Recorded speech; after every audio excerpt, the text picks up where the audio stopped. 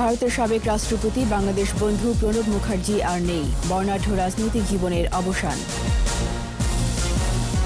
বঙ্গবন্ধু হত্যায় জিয়ার জড়িত থাকা খুনিদের স্বীকারোক্তিতে প্রমাণিত, শোক দিবসে আলোচনায় প্রধানমন্ত্রী।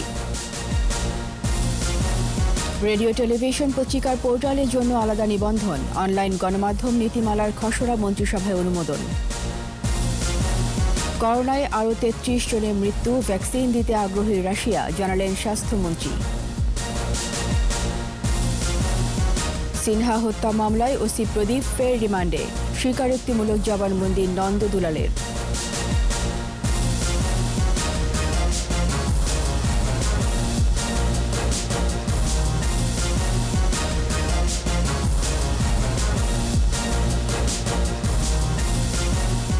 শুনছিলেন ফার্স্ট সিকিউরিটি ইসলামী ব্যাংক লিমিটেড সংবাদ শিরোনাম। আমন্ত্রণ জানাচ্ছি রাত 11টার 21 সংবাদে, সাথে আছি রীতা চৌধুরী।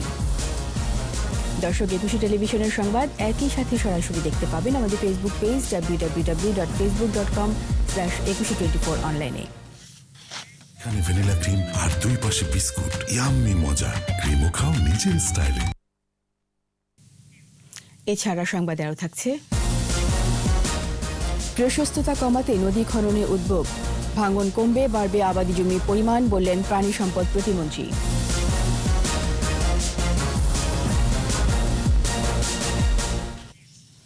চিরবিদায় নিলেন ভারতের সাবেক রাষ্ট্রপতি প্রণব মুখার্জি। দিল্লির সেনা হাসপাতালে প্রায় 3 সপ্তাহ গভীর কোমায় থাকার পর অনন্ত লোকে যাত্রা করেন এই বিশিষ্ট রাজনীতিক। মাথায় অস্ত্রোপচারের পর থেকে হাসপাতালে ভর্তি, করোনা সংক্রমণও ধরা পড়ে। 85 বছর বয়সী ভারতের প্রবীণ এই রাজনীতিবিদ ইন্দিরা গান্ধীর ছায়াসঙ্গী ছিলেন বাংলাদেশের অকৃত্রিম বন্ধু। তার মৃত্যুতে ভারতের 7 দিনের রাষ্ট্রীয় শোক ঘোষণা করা হয়েছে। বাংলাদেশে ঘোষণা করা হয়েছে 1 দিনের রাষ্ট্রীয় শোক। রিপোর্ট দুলি মল্লিকের।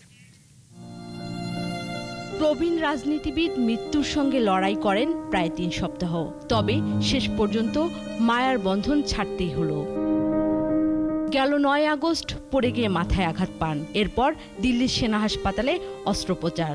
সে সময় করোনাও ধরা পড়ে, এরপরেই গভীর কোমায় চলে যান। কখনো সাড়া দেন চিকিৎসায়, আবার কখনো অবনতি।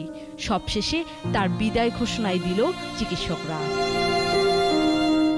71 থেকে বাংলাদেশের অকৃত্রিম বন্ধু প্রণব মুখার্জি 2013 সালে বাংলাদেশে আসেন। শহীদদের প্রতি বিনম্র শ্রদ্ধাই তারই দৃষ্টান্ত। বঙ্গবন্ধু শেখ মুজিবের ধানমন্ডির বাড়িও ঘুরে দেখেন। মুক্তিযুদ্ধ সম্মাননা দেওয়া হয় তাকে। সেই অনুষ্ঠানে স্মৃতি বিজড়িত হয়ে পড়েন Pranab Mukherjee. It is no wonder that India and her people share a special connection with Bangladesh. 71-এ তরুণ এই কংগ্রেস নেতা ভারতের পার্লামেন্টে বাংলাদেশের প্রবাসী সরকারের স্বীকৃতি আদায়ে সরব হয়েছিলেন। তৎকালীন প্রধানমন্ত্রী ইন্দিরা গান্ধীর নির্দেশে বিভিন্ন দেশে বাংলাদেশের পক্ষে জনমত গঠনও করেন তিনি। 1935 সালে 11 ডিসেম্বর পশ্চিমবঙ্গের বীরভূমে তার জন্ম। প্রত্যন্ত গ্রাম থেকে একের পর এক কণ্টকময় পথ পেরিয়ে দিল্লির রায়সিনা হিলসে স্থান করে নেন। প্রায় 4.5 দশকের দীর্ঘ রাজনৈতিক যাত্রাপথ অনেকটা রূপকথার মতো। 1969 সালে সংসদীয় রাজনীতিতে পথ চলা শুরু। 73-এ প্রথম মন্ত্রিসভায় যোগ দেন, এরপর উত্থান চলতেই থাকে। 2012 সালে রাষ্ট্রপতি হন, তবে 2017 সালে অবসর নেওয়ার পর আর সক্রিয় রাজনীতিতে ছিলেন না তিনি। রাজনৈতিক ব্যক্তিত্ব হিসেবে বিভিন্ন ধর্মবর্ণের বিশাল ভারতে ঐক্যমত রচনার চেষ্টা চালান তিনি। তাই বিশ্লেষকরা তাকে বলছেন রাজনীতির অভিভাবক। তার চলে যাওয়া ভারতের রাজনীতিতে সৃষ্টি করেছে বিশাল শূন্যতা। দুলি মল্লিক, 21 টেলিভিশন। বিএনপি গলাবাজি করলেও বঙ্গবন্ধু হত্যাকাণ্ডে জিয়াউর রহমান যুক্ত, সে কথা প্রমাণিত হয়েছে খুনিদের স্বীকারোক্তিতেই। জাতীয় শোক দিবসে আলোচনায় একথা উল্লেখ করেছেন প্রধানমন্ত্রী শেখ হাসিনা। জাতির পিতার আদর্শ বাস্তবায়নে কাজ করতে বাংলাদেশ ছাত্রলীগের প্রতি আহ্বান জানিয়েছেন তিনি। নির্দেশ দিয়েছেন চাওয়া পাওয়ার ঊর্ধ্বে থেকে মানুষের কল্যাণে কাজ করতে। বিস্তারিত জানাচ্ছেন আকবর হোসেন সুমন। বঙ্গবন্ধু শেখ মুজিবুর রহমানের ৪৫তম শাহাদাত বার্ষিকী ও জাতীয় শোক দিবসে বঙ্গবন্ধু এভিনিউয়ে বাংলাদেশ ছাত্রলীগের স্মরণ সভা। এতে গণভবন থেকে ভিডিও কনফারেন্সে যুক্ত হন আওয়ামী লীগ সভাপতি ও প্রধানমন্ত্রী শেখ হাসিনা। প্রধানমন্ত্রী তার বক্তৃতায় মুক্তিযুদ্ধ ও স্বাধীন দেশ গঠনে বঙ্গবন্ধু ও বঙ্গমাতার অবদান তুলে ধরেন নতুন প্রজন্মের কাছে। ৭৫-এ বেইমানি করে দেশকে যারা কলঙ্কিত করেছে তাদের ইতিহাস ক্ষমা করেনি বলে উল্লেখ করেন বঙ্গবন্ধু কন্যা। আজকে বিএনপি যতই গলাবাজি করুক, সত্যকে তারা চাপা দেবে কিভাবে? কর্নেল ফারুক আর রশিদ বিবিসির অ্যান্থনি মাসকারনাহাসের সাথে যে ইন্টারভিউ দেয়, সেটাই তারা নিজেরাই বলছে যে জিয়া তাদের সাথে ছিল, জিয়া তাদেরকে এগিয়ে যেতে বলছে এবং জিয়া তাদেরকে সব রকম সহযোগিতা করেছে। কাজে বিএনপি এখন এটা অস্বীকার করতে পারে না। ভোগের মানসিকতা নিয়ে রাজনীতি করা বিএনপি ক্ষমতা নিষ্কণ্টক করতেই দেশে গুম খুনের অপসংস্কৃতি শুরু করেছিল বলেও স্মরণ করিয়ে দেন শেখ হাসিনা। গুম খুনের কথা যারা বলে তাদের প্রশ্ন যে এই গুম খুনটা শুরু করেছে কে? কিন্তু জিয়াউর রহমানই শুরু করেছে।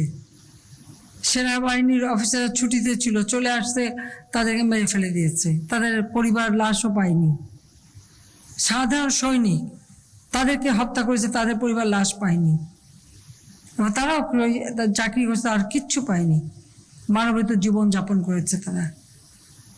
এইভাবে সারা দেশকে তারা রক্তাক্ত করেছে শুধু ক্ষমতাকে নিষ্কণ্টক করবার জন্য। আর তার একই চরিত্র দেখি খালেদা জিয়ার। আত্মত্যাগ বৃথা যায় না উল্লেখ করে বঙ্গবন্ধুর আদর্শ অনুসরণ করতে নতুন প্রজন্মের প্রতি আহ্বান জানান আওয়ামী লীগ সভাপতি। ক্ষমতাটা ছিল তাদের ভোগের বস্তু, আর আমার কাছে ক্ষমতাটা হচ্ছে একটা দায়িত্ব দেশের জনগণের জন্য, দেশের মানুষের জন্য। তাই আমি বলবো, রাজনীতি যারা করবে তাদের ভিতরে যদি দেশপ্রেম না থাকে আর দেশের মানুষের জন্য যে কোনো ত্যাগ স্বীকারের মনোভাব না থাকে, তো সেই নেতৃত্ব কখনো, অল্প সময়ের জন্য বেশ জ্বলে ওঠা যায়, কিন্তু ওটা আবার নিভে যায়, সেটা মানুষকে কিছু দিতে পারে না। অহমিকা জয় করে সংকটে দুর্যোগে মানুষের পাশে থাকতে নেতাকর্মীদের নির্দেশ দেন বঙ্গবন্ধু কন্যা। অহমিকা কাজ করেনি, সেগুলি জয় করে মানুষের পাশে দাঁড়ানো, এটাই তো সব থেকে বড় কথা। আকবর হোসেন সুমন, ২১ টেলিভিশন, ঢাকা। চেষ্টা করে যাচ্ছি। রেডিও, টেলিভিশন ও পত্রিকার অনলাইন সংস্করণ এবং IPTVর জন্য আলাদা নিবন্ধন নিতে হবে এমন বিধান রেখে জাতীয় অনলাইন গণমাধ্যম নীতিমালার সংশোধিত আইনের খসড়ার অনুমোদন দিয়েছে মন্ত্রিসভা। সোমবার মন্ত্রিসভার নিয়মিত বৈঠকে এই অনুমোদন দেওয়া হয়। বিস্তারিত জানাচ্ছেন আকবর হোসেন সুমন। সচিবালয়ের সভাকক্ষে অনুষ্ঠিত মন্ত্রিসভার বৈঠকে ভিডিও কনফারেন্সে গণভবন থেকে যুক্ত হন প্রধানমন্ত্রী শেখ হাসিনা। বৈঠকে তথ্য মন্ত্রণালয় উপস্থাপিত জাতীয় অনলাইন গণমাধ্যম নীতিমালায় ৯টি অনুচ্ছেদ সংশোধন করা হয়। অন্তর্ভুক্ত করা হয় ৫টি নতুন অনুচ্ছেদ। গণমাধ্যমে প্রকাশিত লেখা পরিবর্তন করে অনলাইন পোর্টালে দেওয়ার ক্ষেত্রে অনুমতি নেওয়ার বিধান রাখা হয় নীতিমালায়। পরে মন্ত্রিসভার সংশোধনী সহ জাতীয় অনলাইন গণমাধ্যম নীতিমালার খসড়ার অনুমোদন করে। সভা শেষে বিস্তারিত জানান মন্ত্রিপরিষদ সচিব। ২০১৭ সালে যে আপনার নীতিমালাটা ছিল, তো ওইখানে আপনার নিউজ পোর্টাল নিবন্ধন করার যোগ্যতা অযোগ্যতাটা ছিল না। নিবন্ধন ফি ও কে নিবন্ধন ফি নির্ধারণ করবেন এই কর্তৃপক্ষ ডিফাইন করা ছিল না। লাইসেন্সপ্রাপ্ত টেলিভিশন এবং বেতার নিউজ পোর্টাল হিসেবে প্রচার কার্য, যেমন এখন দেখবেন অনেক টেলিভিশন তারা আবার নিউজ পোর্টাল চালাচ্ছে, তো এইটার কোনো অনুমতি এখন নিতে হবে। IPTV ও ইন্টারনেট রেডিও সম্প্রচারে সুনির্দিষ্ট নির্দেশনা না থাকায় এসব বিধান যুক্ত করা হয়েছে বলে জানান সচিব। পত্রিকাগুলো যদি এক্স্যাক্টলি হার্ড কপি যা ছাপছেন সেটাই যদি অনলাইনে দিয়ে দেন তাহলে কোনো অনুমতি লাগবে না, কিন্তু এর থেকে যদি ভেরিয়েশন করেন তখন তাকে অনুমতি নিতে হবে, কারণ অনেকেই তো এক্স্যাক্টলি তা দিচ্ছেন না। প্রতি বছর ৫ আগস্ট শহীদ ক্যাপ্টেন শেখ কামালের জন্মবার্ষিকী পালনের বিষয়টি অবহিত করা হয় মন্ত্রিসভাকে। তারা একটা প্রস্তাব নিয়ে আসছেন। আকবর হোসেন সুমন, ২১ টেলিভিশন, ঢাকা। ২৪ ঘণ্টায় দেশে করোনায় আক্রান্ত হয়ে আরও ৩৩ জনের মৃত্যু হয়েছে। এ নিয়ে ৪,২৮১ জনের মৃত্যু হল। স্বাস্থ্য অধিদপ্তরের সাংবাদিক বিজ্ঞপ্তিতে বলেছে, ১২,৪৫৪ নমুনা পরীক্ষায় নতুন করে শনাক্ত হয়েছেন ২,১৭৪ জন। সব মিলিয়ে আক্রান্তের সংখ্যা দাঁড়িয়েছে ৩,১২,৯৯৬। নতুন ২,৯৮০ সহ মোট সুস্থ হয়েছেন ২,০৪,৮৮৭ জন। দুই সরকারের মধ্যে সমঝোতা চুক্তির মাধ্যমে বাংলাদেশকে কোভিড ভ্যাকসিন দিতে আগ্রহী রাশিয়া। বাংলাদেশ টিকা উৎপাদনে সক্ষম কিনা তাও জানতে চেয়েছে রাশিয়া সরকার। সচিবালয়ের সাংবাদিকদের কথা জানিয়েছেন স্বাস্থ্যমন্ত্রী জাহিদ মালিক। এদিকে পররাষ্ট্রমন্ত্রী জানান, ভ্যাকসিন গবেষণায় এগিয়ে থাকা সব দেশের সাথে যোগাযোগ রাখছে বাংলাদেশ। তৌহিদুর রহমানের রিপোর্ট। করোনা ভ্যাকসিন উদ্ভাবনে গবেষণা চলছে অনেক দেশে। সব দেশের সরকারই চেষ্টা করছে দ্রুত করোনা ভ্যাকসিন জনগণের কাছে পৌঁছে দিতে। বাংলাদেশের সরকারও চেষ্টা করছে বিভিন্ন দেশে ট্রায়ালে থাকা ভ্যাকসিন দ্রুত নিয়ে আসতে। এরই মধ্যে বেশ কয়েকটি দেশের ভ্যাকসিন আনার প্রতিশ্রুতিও পেয়েছে বাংলাদেশ। রাশিয়াও বাংলাদেশে ভ্যাকসিন তৈরির বিষয়ে আগ্রহী বলে জানান স্বাস্থ্যমন্ত্রী। রাশিয়ান ভ্যাকসিনের বিষয়ে রাশিয়ান অ্যাম্বাসেডারও কথা বলেছিলেন এবং একটা চিঠি আমরা ফরেন মিনিস্ট্রির মাধ্যমে রাশিয়ার হেলথ মিনিস্টারের কাছে পৌঁছে দেওয়ার ব্যবস্থা করা হচ্ছে। আমরা অপেক্ষা করতেছি যে তাদের কি তাদের জানার আছে বাংলাদেশের কাছে।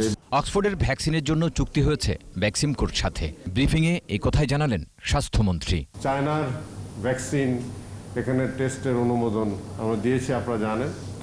ইতিমধ্যে আবার অক্সফোর্ড ভ্যাকসিনও বাংলাদেশে দেওয়ার প্রতিশ্রুতি আমরা পেয়েছি। করোনা মোকাবেলায় 2টি পিসিআর মেশিন, অ্যান্টিজেন টেস্ট সামগ্রী সহ নানা স্বাস্থ্য সুরক্ষা সামগ্রী দিচ্ছে দক্ষিণ কোরিয়া। কিটস আনার প্রস্তুতি অলরেডি শুরু হয়ে গেছে।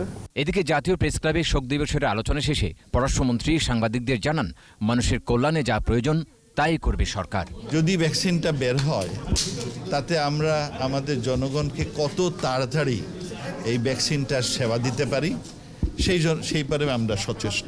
সবার আগে যে ভ্যাকসিন বাজারে আসবে তা আনার সব চেষ্টা অব্যাহত আছে বলেও জানান দুই মন্ত্রী। ভ্যাকসিনটা আমাদের যে হচ্ছে no one is left behind. Touhidur Rahman, 21 television, Dhaka. দ্বৈত ভোটার হয়ে একাধিক জাতীয় পরিচয়পত্র নেওয়ার অভিযোগে জেকেজি হেলথ কেয়ারের চেয়ারম্যান ডাক্তার সাবরিনা চৌধুরীর বিরুদ্ধে মামলা করেছে নির্বাচন কমিশন। করোনা পরীক্ষা নিয়ে জালিয়াতির মামলায় কারাগারে থাকা সাবরিনার বিরুদ্ধে 2010 সালে জাতীয় পরিচয় নিবন্ধন আইনের 14 ও 15 ধারায় এ মামলা করা হয়। রাজধানীর গুলশান থানা নির্বাচন অফিসার বাদী হয়ে বাড্ডা থানায় মামলাটি করেন। 14 ধারায় মিথ্যা তথ্য দেওয়ার অভিযোগ প্রমাণিত হলে সর্বোচ্চ 1 বছরের কারাদণ্ড এবং 20,000 টাকা অর্থদণ্ডের বিধান রয়েছে। আর 15 ধারায় অভিযোগ প্রমাণিত হলেও একই শাস্তি হতে পারে। অবসরপ্রাপ্ত মেজর সিনহা হত্যা মামলায় তৃতীয় দফায় 3 দিনের রিমান্ড শেষে স্বীকারোক্তিমূলক জবানবন্দি দিয়েছে এসআই নন্দদুলাল রক্ষিত। এদিকে বরখাস্ত ওসি প্রদীপ কুমার দাসকে ফের 1 দিনের রিমান্ড দিয়েছে আদালত। অন্যদিকে প্রদীপ সহ 41 জনের বিরুদ্ধে আরও একটি হত্যা মামলা হয়েছে আদালতে। কক্সবাজার প্রতিনিধি আব্দুল আজিজের রিপোর্ট, জানাচ্ছেন মুশফিকা নাসরিন। 164 ধারায় স্বীকারোক্তিমূলক জবানবন্দি দিতে সকাল 10টার দিকে সিনহা হত্যা মামলার 3 নম্বর আসামি নন্দদুলাল রক্ষিতকে আদালতে নিয়ে আসা হয়। পরে কক্সবাজার সিনিয়র জুডিশিয়াল ম্যাজিস্ট্রেট তামান্না ফরহার খাস কামরায় স্বীকারোক্তিমূলক জবানবন্দি দেন তিনি। এদিকে সিনহা হত্যা মামলার বরখাস্ত ওসি প্রদীপ কুমার দাসকে ফের 1 দিনের রিমান্ড দিয়েছে আদালত। এছাড়া প্রদীপ সহ 41 জনের বিরুদ্ধে আরও একটি হত্যা মামলা করা হয়েছে। কক্সবাজারের জ্যেষ্ঠ বিচারিক হাকিম এলাল উদ্দিনের আদালতে মামলাটি দায়ের করেন টেকনাফের রাঙ্গিবালির বাসিন্দা সুলতানা রাবিয়া মুন্নি। সুলতানা রাবিয়া মুন্নি বাদী হয়ে এর বাদীর স্বামীর ভাই এবং স্বামীর ভাগিনা হত্যার জন্য একটা হত্যা মামলা 2 নম্বর মশিউর রহমান সহ অন্যান্য 41 জনকে আসামি করে সিনিয়র জুডিশিয়াল ম্যাজিস্ট্রেট টেকনাফ আদালতে আজকে মামলাটা দায়ের করেছে। 164 একদিনের জন্য তার রিমান্ড মঞ্জুর করেছে। আমরা খুবই আপসেট আজকে এই অর্ডারটি নিয়ে। It is very unfortunate. মামলায় অভিযুক্ত 41 জনের মধ্যে 35 জনই পুলিশ সদস্য। গত 31 জুলাই কক্সবাজার টেকনাফের শ্যামলাপুর চেকপোস্টে পুলিশের গুলিতে নিহত হন অবসরপ্রাপ্ত মেজর সিনহা মোহাম্মদ রাশেদ খান। মুশফিকা নাজনীন, 21 টেলিভিশন। স্বাস্থ্যবিধি মেনে চলুন, সুস্থ থাকুন। নিচ্ছি বিরতি। যখন ফিরছি তখন অন্যান্য খবরের সঙ্গে আরও থাকবে। খালেদা জিয়ার মুক্তির মেয়াদ বাড়ানোর আবেদন পর্যালোচনার পর সিদ্ধান্ত, জানালেন আইনমন্ত্রী। পাপিয়া ও তার স্বামী সুমনের বিরুদ্ধে অস্ত্র মামলার সাক্ষ্য গ্রহণ। আবার আমন্ত্রণ রাত 11টায় 21 সংবাদে। রাজপথে আন্দোলন ও নির্বাচন দুটোতেই বিএনপি পরাজিত বলে জনগণ দলটিকে প্রত্যাখ্যান করেছে। ভিডিও কনফারেন্সে মুন্সিগঞ্জ সড়ক বিভাগের অধীনে নবনির্মিত পরিদর্শন বাংলো উদ্বোধন করেন আওয়ামী লীগের সাধারণ সম্পাদক ওবায়দুল কাদের। সাম্প্রতিক নির্বাচনগুলিতে বিএনপি বেশিরভাগ ক্ষেত্রে জনগণ কর্তৃক পরিষ্কারভাবে প্রত্যাখ্যাত হয়েছে। আমাদের দেশের ট্র্যাডিশন হচ্ছে আন্দোলনে যারা পরাজিত হয় পরবর্তী নির্বাচনেও তারা পরাজিত হয়। বিএনপি আন্দোলন এবং নির্বাচন দুটোতেই পরাজিত এবং জনগণ তাদের প্রত্যাখ্যান করেছে। বিএনপি চেয়ারপারসন খালেদা জিয়ার স্বাস্থ্যগত অবস্থা ও তাঁর করা আবেদন পর্যালোচনা করে পরবর্তী সিদ্ধান্ত নেওয়া হবে বলে জানিয়েছেন আইনমন্ত্রী আনিসুল হক। সোমবার সচিবালয়ে মন্ত্রিসভার বৈঠক শেষে সাংবাদিকদের প্রশ্নের জবাবে মন্ত্রী আরও জানান, আবেদনটি এখনও মন্ত্রণালয়ে পৌঁছায়নি। শাকির আজু রিপোর্ট।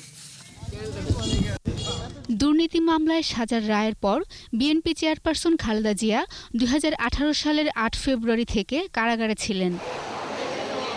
চলতি বছরের 25 মার্চ সরকারের নির্বাহী আদেশে 6 মাসের জন্য মুক্তি পান। এ সময় তার সাজা স্থগিত রাখে সরকার। আগামী 24শে সেপ্টেম্বর খালেদা জিয়ার মুক্তির এই মেয়াদ শেষ হবে। সাজা স্থগিতের মেয়াদ বাড়ানো এবং দেশে বিদেশে চিকিৎসার সুযোগ দিতে আবেদন করেছেন খালেদার পরিবারের সদস্যরা, যা স্বরাষ্ট্র মন্ত্রণালয়ে জমা দেওয়া হয়েছে। তবে খালেদা জিয়ার এই আবেদন এখনও হাতে পাননি বলে জানান আইনমন্ত্রী। তার স্বাস্থ্যের অবস্থা বিবেচনা করে দরখাস্তে কি লেখা আছে সেই সব বিবেচনা করে সিদ্ধান্ত নিব। জামিনে নয়, ফৌজদারি কার্যবিধি অনুযায়ী মানবিক কারণে খালেদা জিয়াকে মুক্তি দেওয়া হয়েছে বলে জানান আইনমন্ত্রী। আইন মন্ত্রণালয়ে এসে পৌঁছায় নাই, পৌঁছালে আমরা বিবেচনা করব। শাকির আরজু, 21 টেলিভিশন, ঢাকা। বহিষ্কৃত যুব মহিলা লীগ নেত্রী শামীমা নূর পাপিয়া ও তার স্বামী সুমন চৌধুরীর বিরুদ্ধে অস্ত্র মামলার সাক্ষ্য গ্রহণ শুরু হয়েছে। সোমবার ঢাকা মহানগর দায়রা জজ KM ইমরুল কায়েসের আদালত মামলার বাদী র্যাব কর্মকর্তা সাইফুল ইসলামের সাক্ষ্য নেন। পাপিয়া ও সুমনের উপস্থিতিতে সাক্ষ্য গ্রহণ শুরু হয়। গত 23 আগস্ট তাদের বিরুদ্ধে চার্জ গঠন করেন আদালত। এর আগে 29 জুন মামলার তদন্ত কর্মকর্তা আদালতে অভিযোগপত্র জমা দেন। অভিযোগপত্রে 12 জনকে সাক্ষী করা হয়। 22 ফেব্রুয়ারি পাপিয়া ও সুমনকে গ্রেপ্তার করে র্যাব। পরদিন রাজধানী ইন্দিরা রোডে তাদের বাসায় অভিযান চালিয়ে অস্ত্র, গুলি, বিদেশি মদ উদ্ধার করা হয়। এ ঘটনায় শেরেবাংলানগর থানায় মামলা করেছে র্যাব। খুনের মামলায় মৃত্যুদণ্ডপ্রাপ্ত জাহিদ শেখ 20 বছর কন্ডেম সেলে থাকার পর ডেথ রেফারেন্সে নির্দোষ প্রমাণিত হওয়ায় আজ মুক্তি পেয়েছেন। জেল থেকে মুক্তির পর জাহিদ সকলের প্রতি কৃতজ্ঞতা জানান। 1997 সালের 15 জানুয়ারি জাহিদের ঘর থেকে স্ত্রী ও মেয়ের লাশ উদ্ধার হয়। এ ঘটনায় জাহিদের শ্বশুর মঈনুদ্দিন মামলা করেন। 2000 সালের 25 জুন বাগেরহাটের জেলা ও দায়রা জজ আদালত জাহিদ শেখকে মৃত্যুদণ্ড দেন। চলতি মাসের 25 তারিখে সর্বোচ্চ আদালত খালাস দেয় তাকে। তিনি চক্রান্তের শিকার বলে জানান জাহিদ শেখ।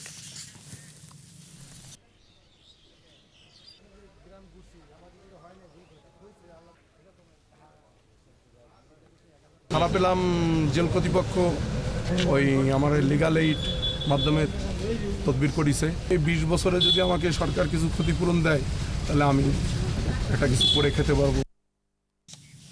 কানাডা এবং যুক্তরাষ্ট্রে পালিয়ে থাকা জাতির পিতা বঙ্গবন্ধু হত্যায় দণ্ডপ্রাপ্ত খুনি নূর এবং রাশেদ চৌধুরীকে ফিরিয়ে আনার চেষ্টা চলছে, জানিয়েছেন পররাষ্ট্রমন্ত্রী AK আব্দুল মোমেন। জাতীয় শোক উপলক্ষে আরেক অনুষ্ঠানে তথ্যমন্ত্রী ডক্টর হাসান মাহমুদ বঙ্গবন্ধু হত্যার কুশীলবদের মুখোশ উন্মোচনে আহ্বান জানান। সহকর্মীদের সহায়তায় মাহমুদ হাসানের রিপোর্ট। শোকাবহ আগস্টে জাতীয় প্রেস ক্লাবে আলোচনায় যোগ দেন পররাষ্ট্রমন্ত্রী AK আব্দুল মোমেন। বলেন, যুক্তরাষ্ট্রে পালিয়ে থাকা খুনি রাশেদ চৌধুরী এবং কানাডায় থাকা নূর চৌধুরীকে ফিরিয়ে আনার প্রচেষ্টা অব্যাহত রয়েছে। আমরা সেই রাশেদ চৌধুরীর ঠিকানা বের করি, কোথায় থাকে সেইটা আমরা জানি। আমরা এই মুজিব বর্ষে সবগুলোকে বাংলাদেশে এনে তাদের বিচারের সম্মুখীন করব। আরেক অনুষ্ঠানে তথ্যমন্ত্রী কমিশন গঠন করে 15 আগস্টের ষড়যন্ত্রকারীদের মুখোশ উন্মোচন করে সঠিক ইতিহাস তুলে ধরার আহ্বান জানান। আজকে বাংলাদেশে স্বাধীনতা বিরোধী পরাজিত শক্তির প্রধান পৃষ্ঠপোষক হচ্ছে বিএনপি। এদিকে জাতীয় শোক দিবস উপলক্ষে বাউনিয়া বাঁধ এলাকায় 2000 পরিবারের মধ্যে খাদ্য বিতরণ করে ঢাকা মহানগর উত্তর আওয়ামী লীগ। এই সময় বক্তারা মুজিব বর্ষেই বঙ্গবন্ধুর খুনিদের দেশে ফিরিয়ে এনে রায় কার্যকরের দাবি তোলেন। বাংলাদেশের মাটিতে এসেছেন শেখ রাসেল জাতীয় ক্রীড়া পরিষদ শোকাবহ আগস্ট উপলক্ষে আয়োজন করে আলোচনা ও দোয়া মাহফিল। এতে উপস্থিত ছিলেন আওয়ামী লীগ দপ্তর সম্পাদক ব্যারিস্টার বিপ্লব বড়ুয়া। কেন্দ্রীয় শহীদ মিনারে এক অনুষ্ঠানে জাতির পিতা হত্যায় জড়িত জিয়াউর রহমানের মরণোত্তর শাস্তি দাবি করে যুবলীগ। জিয়াউর রহমান বঙ্গবন্ধুর হত্যাকারী হিসাবে মরণোত্তর ফাঁসি দাবি করতে পারে না। মাহমুদ হাসান, একুশে টেলিভিশন, ঢাকা। জাতির পিতার খুনি খন্দকার মোস্তাকের কুমিল্লার দাউদকান্দির গ্রামের বাড়ি ঘেরাও করে ঘৃণা প্রদর্শন করে স্থানীয়রা। দাউদকান্দি উপজেলা চেয়ারম্যান মেজর মোহাম্মদ আলী সুমনের নেতৃত্বে আওয়ামী লীগ ও অঙ্গ সংগঠনের নেতাকর্মীরা মিছিল বের করে। এ সময় বক্তারা বলেন, খন্দকার মোস্তাক জাতির সাথে বেইমানি করেছে, বঙ্গবন্ধুকে হত্যা করে ক্ষমতার দখল করেছে। তারা মোস্তাকের সকল সম্পত্তি বাজেয়াপ্তের দাবি জানান। খুনি মোস্তাকের ছবিতে জুতা নিক্ষেপ করে বিক্ষোভকারীরা।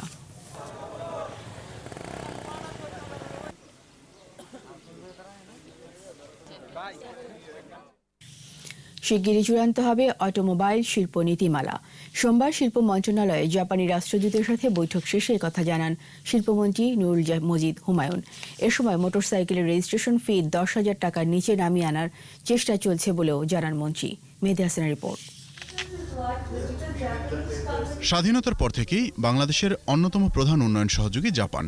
বিনিয়োগ কি করে আরও বাড়ানো যায় সে বিষয়ে আলোচনা করতে শিল্পমন্ত্রীর সাথে দেশটির রাষ্ট্রদূতের এই বৈঠক। বৈঠক শেষে বাংলাদেশের শিল্পনীতি, শিল্প ডাটাবেস, অটোমোবাইল খাতের উন্নয়ন সহ বিভিন্ন খাতে জাপানের বিনিয়োগ আগ্রহের কথা জানান রাষ্ট্রদূত। I hope that there will be increasing amount of investment coming from Japan. I would say this Japanese economic zone in Arai Hajao should be number 1 in Asia.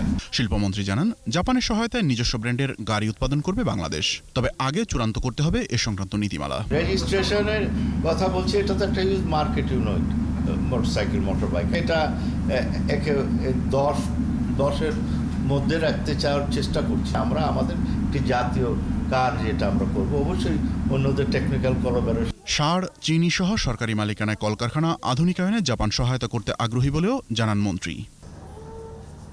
মেহেদী হাসান, একুশে টেলিভিশন, ঢাকা। বিশেষ কর্মসূচির অংশ হিসেবে দেশের নদীগুলো খনন করতে যাচ্ছে সরকার। এর আওতায় 9 থেকে 15 কিলোমিটারের বেশি চওড়া নদীগুলোর প্রশস্ততা কমিয়ে 5 থেকে 60 কিলোমিটারে নিয়ে আসা হবে।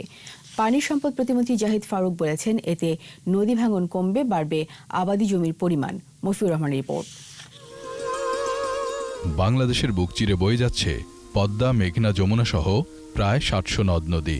এগুলো অনেক জায়গায় প্রশস্তে 9 থেকে 15 কিলোমিটারেরও বেশি। এই প্রশস্ততা কমিয়ে 5 থেকে 7 কিলোমিটারে আনার উদ্যোগ নিয়েছে সরকার। পানি সম্পদ প্রতিমন্ত্রী বলছেন, এতে নদীর প্রবাহ ও মূল গতিপথ অব্যাহত রাখা সম্ভব হবে। নতুন যে ভূমি পাওয়া যাবে তাতে গড়ে তোলা হবে শিল্প কারখানা। এখন যে নদীগুলোতে প্রস্থ আছে 9 থেকে 12 কিলোমিটার, 15 কিলোমিটার কিছু কিছু জায়গায়, সেটাকে আমরা 5-7 কিলোমিটার নিয়ে আসবো। সরকার কর্তৃক কিছু কিছু জায়গায় ইন্ডাস্ট্রিয়াল জোন হবে, বাকি জায়গাটা ফসলের জন্য রাখা হবে। এবং এই যে জমিটা যে 2 কিলোমিটার রিক্লেম করব, 2 কিলোমিটার 3 কিলোমিটার, তার বাইরে আমরা বাদ দেব এবং সেখানে বনায়ন করব। বন্যা নিয়ন্ত্রণে সংযোগ খাল খনন করা হবে বলেও জানান তিনি। খালগুলো আমরা ঠিকমতো করে আমরা খনন করতে পারবো, জমি এবং ঠিকমতো ড্রেজিং করে মেনটেন্স করতে পারবো। তখন কিন্তু এই যে এখন যেমন বন্যায় গ্রাম প্লাবিত হয়, এই প্লাবিতটা কমে আসবে। এতে নদীপাড়ের মানুষের জীবনমানে ইতিবাচক পরিবর্তন আসবে বলে মনে করেন পানি সম্পদ প্রতিমন্ত্রী। মফিউর রহমান, একুশে টেলিভিশন, ঢাকা। সময় হলো আরও একটি বিরতি। স্বাস্থ্যবিধি মেনে চলুন, সুস্থ থাকুন। যখন ফিরব তখন অন্যান্য খবরের সঙ্গে আরও থাকবে। 2 বছরের মধ্যে পুরোপুরি ডিজিটালাইজড হচ্ছে পুঁজিবাজার, স্বচ্ছতা বাড়ার প্রত্যাশা। করোনায় বিশ্বজুড়ে মৃত্যু 8.5 লাখ ছাড়ালো, একদিনের সর্বোচ্চ শনাক্ত ভারতে।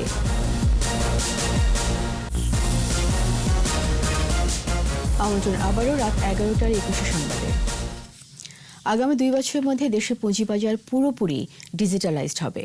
এতে লেনদেন কার্যক্রম হবে আরও গতিশীল। এছাড়া কারসাজি রোধ সহ বাড়বে স্বচ্ছতা ও জবাবদিহিতা। একুশে টেলিভিশনকে দেওয়া সাক্ষাৎকারে এমনটাই জানিয়েছেন পুঁজিবাজার নিয়ন্ত্রণ সংস্থা বাংলাদেশ সিকিউরিটিজ অ্যান্ড এক্সচেঞ্জ কমিশনের চেয়ারম্যান অধ্যাপক শিবলি রুবায়েত উল ইসলাম। ঢাকা ও চট্টগ্রাম স্টক এক্সচেঞ্জে এরই মধ্যে অনলাইনে থাকা এই কর্মসূচি বাস্তবায়ন সহজ হবে বলেও জানান তিনি। তৌহিদুর রহমানের রিপোর্ট। বৈশ্বিক করোনা মহামারীতে সাময়িক হোঁচট খেলেও গত এক দশক ধরে দেশের অর্থনীতির প্রায় সব সূচকই ছিল ঊর্ধ্বমুখী। তবে নানাবিধ অনিয়ম, অব্যবস্থাপনা ও প্রযুক্তিগত দুর্বলতায় অর্থনীতির এই গতির সাথে তাল মেলাতে পারেনি পুঁজিবাজার। তাই ভালো কোম্পানির তালিকাভুক্তির পাশাপাশি প্রযুক্তিগত সক্ষমতা বাড়াতে চায় সদ্য পুনর্গঠিত Bangladesh securities and exchange commission. মোট দেশজ উৎপাদন বা জিডিপি অনুপাতে বাংলাদেশের পুঁজিবাজারের বাজার মূলধন 13%। পাশের দেশ ভারতে এই হার 63.66%, চীনে 65.5%, সিঙ্গাপুরে 187, পাকিস্তানে 15.6 এবং যুক্তরাজ্যে 107%। প্রযুক্তিগত দুর্বলতা, সুশাসনের অভাব এবং ভালো মানের দেশি বিদেশি কোম্পানির তালিকাভুক্তি না হওয়াটাই বাজার বিস্তৃতি না হওয়ার অন্যতম কারণ বলে মত বিশেষজ্ঞদের। একটা কোম্পানি ছাড়া কোনো ভালো কোম্পানি আসেনি এবং আউটস্ট্যান্ডিং কোম্পানি একটাও আসেনি। এইগুলো হচ্ছে মূল সমস্যা বাজারের। তবে আশার বাণী শোনাচ্ছেন সিকিউরিটিজ অ্যান্ড এক্সচেঞ্জ কমিশনের নতুন চেয়ারম্যান। পুঁজিবাজারকে পুরোপুরি আধুনিক প্রযুক্তির আওতায় আনতে চান তিনি। রিমোট লোকেশন এবং দেশ বিদেশ থেকে আমাদের এক্সপ্যাট্রিয়েট বাংলাদেশি ভাই বোনেরাও যাতে রিয়েল টাইম ট্রানজ্যাকশন করতে পারে, তার সুযোগ সুবিধা বা তার বিভিন্ন এস্টাবলিশমেন্ট স্থাপন সবকিছু মিলিয়ে আমরা একটা ইন্টিগ্রেটেড প্ল্যান করছি।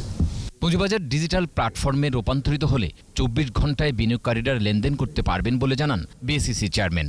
আইটির রিচ অনেক দূর, আপনি 24 ঘন্টা মানুষকে তার যে কোনো লোকেশন থেকে সুবিধা দিতে পারেন। আমরা আইটি ইনফ্রাস্ট্রাকচারে সেই কারণেই যাচ্ছি। উন্নত বিশ্বে আমরা যা দেখি যে সবাই তাদের পাম্প টপে ক্যাপিটাল মার্কেটকে নিয়ে কাজ করতে পারে, আমরা সেই জিনিসটাই নিয়ে আসতে চাচ্ছি। পুঁজিবাজারের প্রযুক্তিগত উন্নয়নে ইতিমধ্যেই আন্তর্জাতিক দরপত্র আহ্বান করেছে বিএসইসি।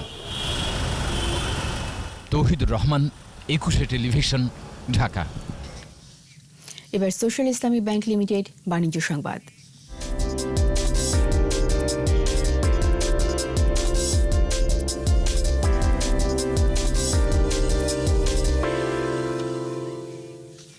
সূচক ও লেনদেন বেড়েছে দেশের পুঁজিবাজারে, তবে দর হারিয়েছে বেশিরভাগ প্রতিষ্ঠান। সোমবার ডিএসইতে লেনদেন হওয়া 348টি প্রতিষ্ঠানের মধ্যে দর বেড়েছে 116টির, কমেছে 191টির, আর অপরিবর্তিত রয়েছে 41টির দর। ডিএসইর প্রধান সূচক ডিএসই এক্স 5 পয়েন্ট বেড়ে উঠে আসে 4,879 পয়েন্টে। দিন শেষে ডিএসইতে লেনদেনের পরিমাণ দাঁড়ায় 1,166 কোটি 77 লাখ টাকা। সূচক বেড়েছে সিএসইতেও। সিএসইতে লেনদেন হওয়া 263টি প্রতিষ্ঠানের মধ্যে দর বেড়েছে 102টির, কমেছে 116টির, আর বদলায়নি 45টির দর। আর সিএসইতে মোট লেনদেন হয়েছে 32 কোটি 88 লাখ টাকার শেয়ার ও মিউচুয়াল ফান্ড।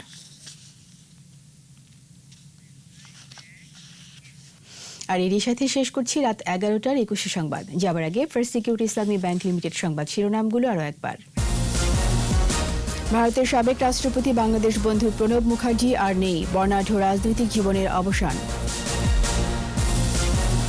বঙ্গবন্ধু হত্যায় জিয়ার জড়িত থাকা খুনিদের স্বীকারোক্তিতে প্রমাণিত, শোক দিবসে আলোচনায় প্রধানমন্ত্রী। রেডিও টেলিভিশন পত্রিকার পোর্টালের জন্য আলাদা নিবন্ধন, অনলাইন গণমাধ্যম নীতিমালার খসড়া মন্ত্রিসভায় অনুমোদন। করোনায় আরও 33 মৃত্যু, ভ্যাকসিন দিতে আগ্রহী রাশিয়া, জানালেন স্বাস্থ্যমন্ত্রী। সিনহা হত্যা মামলায় ওসি প্রদীপ ফের রিমান্ডে, স্বীকারোক্তিমূলক জবানবন্দি নন্দ দুলালের।